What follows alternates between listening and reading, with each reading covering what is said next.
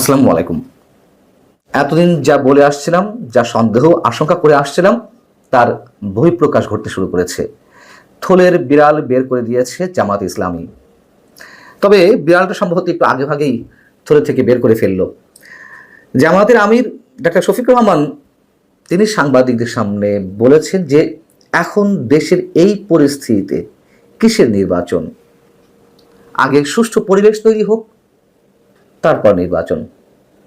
চমৎকার কথা, খুবই চমৎকার কথা। এবং এই আশঙ্কাটাই আমরা করে আসছিলাম।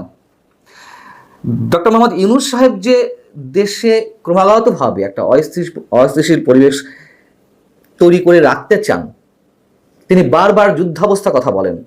শুধু তিনি নন, তার সরকারের আরও অনেক উপদেষ্টা, অনেক দায়িত্বশীল ব্যক্তি যুদ্ধাবস্থার কথা বলে মানুষের মধ্যে একটা আতঙ্ক সৃষ্টি করে রাখছেন। এবং যুদ্ধাবস্থা তৈরির যথেষ্ট সুযোগ আছে, সেটি যে একেবারে হবে না তা নয়। তবে এই যে মব ভায়োলেন্স, চারিদিকে আরো বিভিন্ন বিষয়ে অস্থিরতা তৈরি করে রাখা, এই সবই বিশেষ উদ্দেশ্যে করে রাখা হচ্ছে। আমরা বলে আসছি যাতে নির্বাচনকে প্রলম্বিত করা যায়। ধরো কাটো, মব ভায়োলেন্স, বুলডোজার সংস্কৃতি, এই যে বিষয়গুলো, এর সাথে অনেক বিষয় রয়েছে। এর মধ্যে যেমন মুক্তিযুদ্ধের ইতিহাস মুছে ফেলার একটা চেষ্টা, কিংবা আওয়ামী লীগ নিশ্চিহ্ন করার একটা চেষ্টা, সব কিছুর সাথে নির্বাচনটা প্রলম্বিত করার বিষয়টি একটি কমন সাবজেক্ট তাদের কাছে, এমন মন্তব্য অনেকেরই।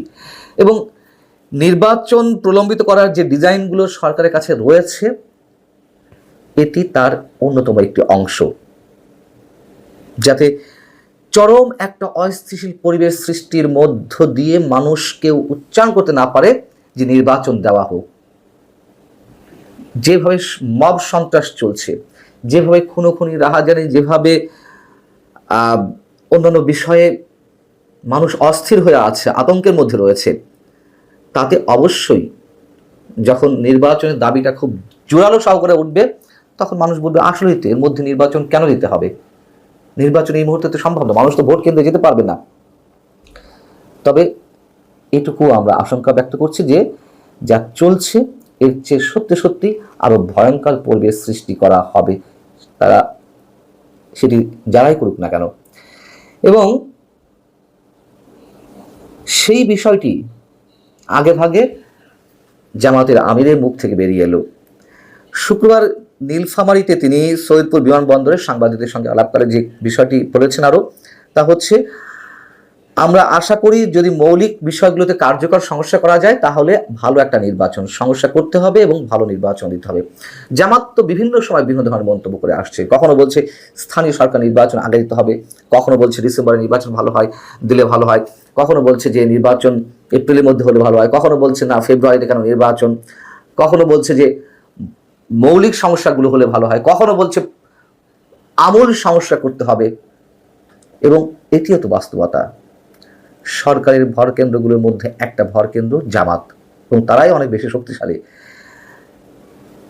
বিএনপির সঙ্গে লন্ডন বৈঠকে প্রধান উপদেষ্টা কি কথা হয়েছে, কেন তারেক রহমান রাজি হয়ে গেলেন ফেব্রুয়ারিতে নির্বাচনের বিষয়ে, তা নিয়ে অনেক ধরনের গুঞ্জন রয়েছে।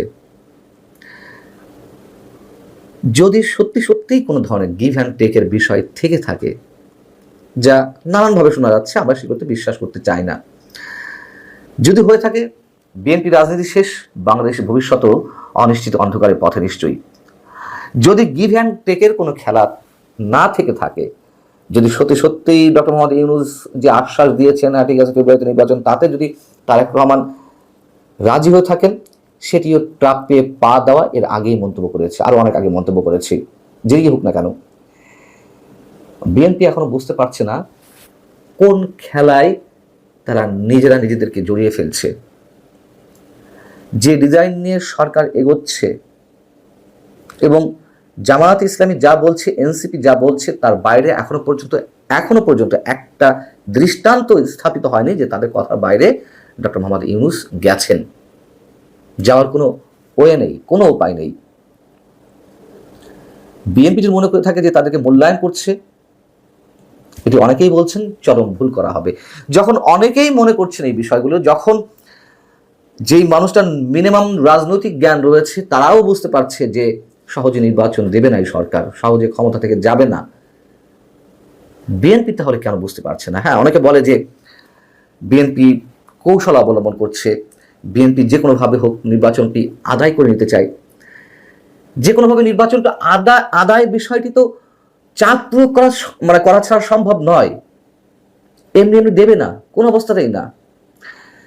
এবং এ কথাও আমরা বলে আসছি যে ডিসেম্বরের মধ্যে নির্বাচন যদি না হয় তাহলে ফেব্রুয়ারি কেন, এপ্রিল কেন, 2026-এর মধ্যেও নির্বাচন হবে না। একটা পর্যায়ে দিতেই হবে, তবে তার আগে আরো অনেক কিছু হয়ে যাবে। বারবার বলছি, আবারও বলছি, কিন্তু আমাদের দুর্ভাগ্য অথবা আমাদের বোধগম্যতার বাইরে যে বিএনপি এই বিষয়টি বুঝতে পারছে না। কৌশল তো অবলম্বন করেছে, একটা বছর প্রায় হয়ে গেল, কিন্তু তারপরেও তারা চাপ প্রয়োগ করতে পারছে না। বরং ইশরাক হোসেনকে নিয়ে যে আন্দোলনটা গড়ে উঠেছিল ঢাকা দক্ষিণ সিটি কর্পোরেশনের মেয়র পদে বসার জন্য, সেটি নিয়েও বিতর্ক রয়েছে। তবে হয়েছে, একটা আন্দোলন গড়ে উঠেছিল। লন্ডন বৈঠকের পরে সেই আন্দোলনেও ভাটা পড়ল, বিএনপি পিছু হটল। বিএনপির রাজনৈতিক ভবিষ্যৎ কি আমরা জানি না। প্রথম অনেকেই নিশ্চিত ছিলাম যে নির্বাচন হবে, বিএনপি ক্ষমতায় চলে আসবে, কিন্তু সেই বিষয়টি এখন অনেকের কাছেই দুরাশা মনে হচ্ছে। আলটিমেটলি দেশের কি হবে, সাধারণ মানুষের ভাগ্য কোন দিকে যাচ্ছে, সেটি এখন অনেক বড় বিষয়। জামাতের আমিরের মুখ থেকে যেই কথাটি বেরিয়েছে, এটির জন্যই সম্ভবত আমরা অপেক্ষায় ছিলাম। এখন জামাতের আমির বলেছেন, এনসিপি তো বলতেই আছে যে অবস্থা নির্বাচন নয়, কোনো অবস্থাতেই নয়, তাদের নানান ধরনের শর্ত আছে এবং সেগুলো আস্তে আস্তে আমাদের সামনে আসবে। খুব স্বাভাবিক, আমরা একটু ওয়েট করি, সব দেখতে পারবো। ভালো থাকুন সবাই, আল্লাহ হাফিজ।